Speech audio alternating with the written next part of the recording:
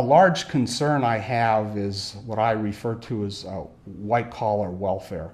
And what I mean by this is you have very well-educated, hard-working people in the national labs that have families to feed. And they realize very quickly DOE funding of advanced energy kills messengers with bad news.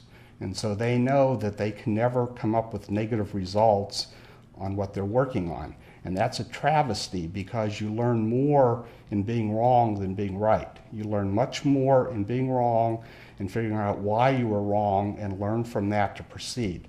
And the US system does not allow being wrong.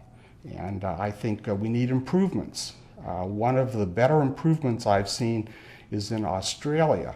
They have coordinating research centers, and in these you must have private companies involved along with academia and government for the funding, and the board of directors must be 51% private. So you have a check and balance system to basically ultimately kill turkeys and not have institutionalized research going on forever, promoting the technology of the future forever, which in essence protects status quo. And some of the better advanced technologies I've seen coming out of the national labs, in essence, the people believe in these technologies to the point where they leave and go with the venture capitalist money to try to develop these. So those, I think, are the exciting ones to watch, where people leave the secure lifestyle of white-collar welfare and go to this risky startup companies knowing that there's a high probability of failure. The venture capitalists have also been focusing on green energy. Many of these not very successful. One of the most embarrassing I've seen recently is a Kosala startup with range fuels, where 1/3 of $1 billion has been in essence flushed down the toilet in a range fuels demonstration plant that cost 1/3 of $1 billion.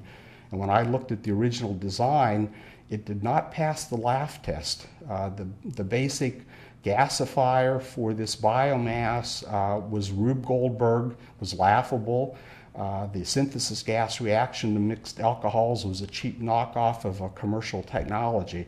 So I think as venture capitalists move into energy projects, they must get more real world in terms of the cost and time frames required to do this.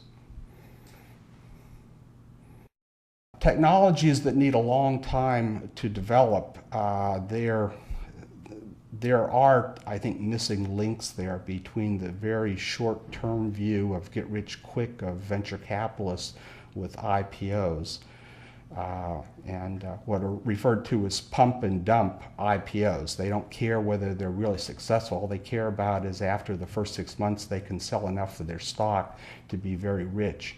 I've seen a number of those in fuel cells, and they've given fuel cells a very bad name. They're now referred to as bleeding edge technology. But in actual fact, some of the advanced fuel cells like solid oxide, I think have a very good long-term potential.